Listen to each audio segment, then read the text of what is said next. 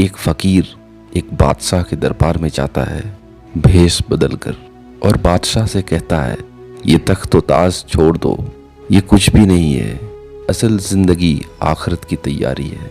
वो बादशाह हंसता है और कहता है, निकालो इस फकीर को बाहर, इसे क्या पता तख्त व ताज क्या है।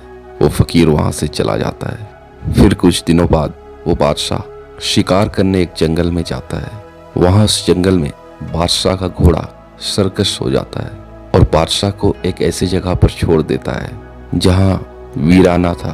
बादशाह परेशान, भूखा और प्यासा इधर उधर देखता है। बादशाह को बहुत शिद्दत की प्यास लगी होती है और वो पानी की तलाश में तड़पता है। यहाँ तक कि हालत उसकी ऐसी हो जाती है कि वो अपनी आखिरी सांसें गिनने लगता है। तभी एक फकीर आवाज लगाता हुआ जाता है कोई पानी लेने वाला, पानी ले लो, मैं पानी बेचता हूँ। बादशाह की नजर उस पर पड़ती है। वो अपनी अटकती हुई सांसों को थाम कर आवाज लगाता है, मुझे पानी चाहिए। वो फकीर उस बादशाह के पास आता है। मैं पानी यूं ही नहीं देता, मैं पानी बेचता हूँ। बादशाह कहता है, बाबा मैं बादशाह हूँ। फकीर कहता है, मुझे उसकी परवाह नहीं।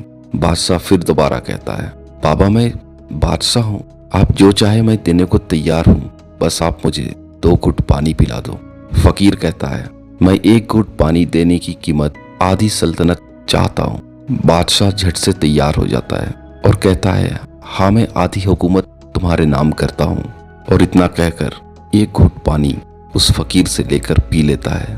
अब बादशाह के सूखे हुए हलक में जैसे ही 1 घुट पानी जाता है, वो पानी हलक में ही अटक जाता है और बादशाह और भी ज्यादा परेशान हो जाता है और फकीर से मिन्नतें करने लगता है कि 1 घुट पानी और दे दे।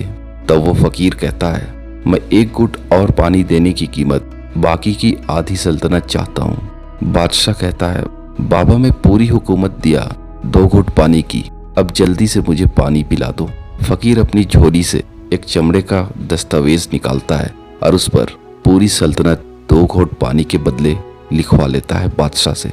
पानी की दूसरी घूंट पीने के बाद बादशाह राहत महसूस करता है और वो अपने महल में लौट जाता है। कुछ दिनों बाद बादशाह की महफिल लगी थी और वो फकीर फिर से अपना वेश बदलकर बादशाह के सामने उसके दरबार में जाता है और कहता है, बादशाह ये हुकूमत, ये सल्तनत बेकार है, इसे छोड़ दो और असल जिंदगी की तैयारी करो, लोगों की मदद करो, लोगों का ख्याल रखो, सिर्फ ऐशो आराम करने में अपनी बादशाहत की जिंदगी को बर्बाद ना करो।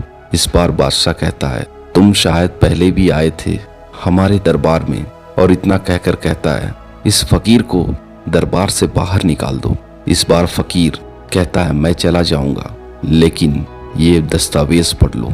और अपनी झोली से वही दस्तावेज निकालता है जो जंगल में बादशाह 2 घूंट पानी के बदले लिखा था और दिखाकर कहता है, किस सल्तनत पर नाज करते हो जिसकी कीमत सिर्फ 2 घूंट पानी के बराबर है। बादशाह खामोश हो जाता है और अपनी सल्तनत छोड़ देता है।